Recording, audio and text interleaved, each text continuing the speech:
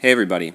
So today in class we talked about adding integers using the counter method, but we also talked about some rules that we could use to make these problems a little bit easier and save us some time. And right now we're going to get some more practice using those. So let's start with the easiest type of problem, the ones where we just have two positive numbers, right? If I was going to add 5 and 7 together, right? For 5, I would have 5 positive counters. For 7, I would have 7 positive counters.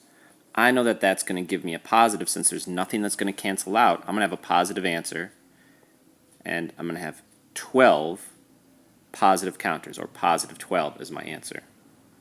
Same thing with 12 and 15, right? Because both of these are positive.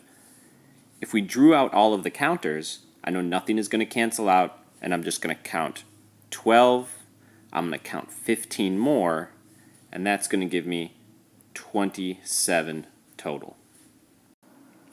Now, when we're adding two negative numbers, these problems can seem a little bit trickier, but we can really think about them the same way, right? Negative 3 plus negative 10. If I drew out 3 counters here, and I drew out 10 counters here, all of them would be negative, none of the counters would cancel out. So I would really be just counting up 3 negative counters here and 10 negative counters here. I know that would give me negative 13. Over here, the same thing. Negative and negative, there'd be no positive counters to cancel the negative counters out. So I'm going to have negative 9, I'm going to have negative 13, I'm going to have negative 22 as my answer.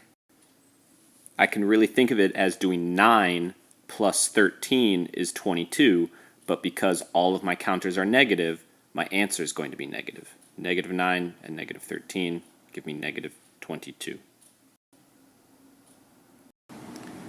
Now, here's where things get tricky when we start mixing positive and negative numbers together. The counter method gives us a good way to think about these problems, even if we're not necessarily going to draw out all of the counters. In our first example here, we have 12 plus negative 3.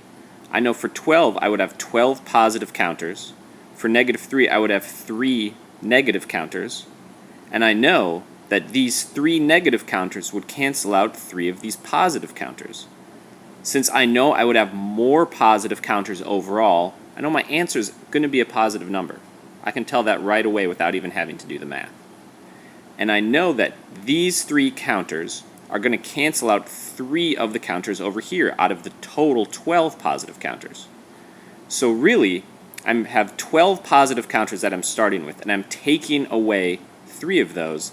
I'm going to be left with 9. We have a similar problem over here on the right. Negative 7 plus 8.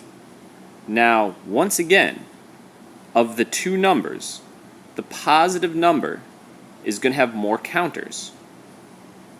So we know that our answer is going to be a positive number. If I drew these out, I'd have 8 counters that are positive. I'd have 7 counters that are negative.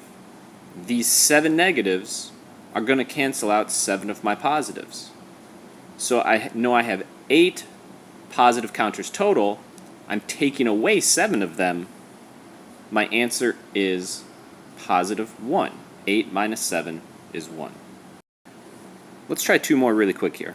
In our next example, we have negative 9 plus 5.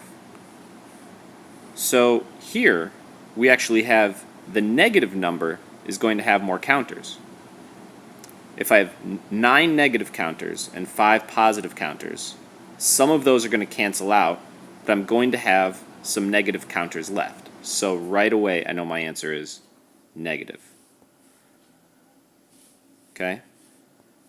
Now, these 5 positives are going to cancel out 5 of my negatives. So if I start with 9 negative counters and 5 of those get canceled out, 9 minus 5 is 4. I'm left with 4 negative counters. Similar situation over here. Our negative number is going to have more counters than our positive number. So once again, our answer is going to be negative. So if I take a look here, 11 positive counters are going to cancel out 11 negative counters. I'm going to be left with only 3 out of the original 14 negative counters.